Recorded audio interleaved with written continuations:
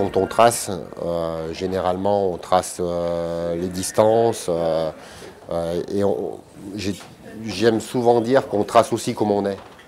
C'est-à-dire qu'il y a des mecs qui tracent difficile et puis il y a des mecs qui tracent plus facile. Donc les athlètes savent à quoi déjà s'attendre, quoi. Vous savez déjà si vous allez tracer là ou c'est pas encore décidé? Ouais, si, on sait déjà. Et alors? Bah, moi je trace la deuxième manche du géant. Et donc? Et donc je vais attendre le résultat de la première manche.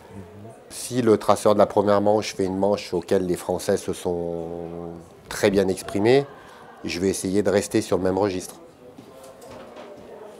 Et si par exemple c'est la catastrophe, je vais essayer de complètement changer de registre. Si on est vraiment loin et largué, je vais essayer de faire des gros pièges. Après, voilà. Après, il y a un truc qui est sûr, c'est qu'il ne faut pas s'amuser à faire le mariole quand on trace, hein, parce que le but du jeu, c'est pas non plus de mettre tout le monde dehors.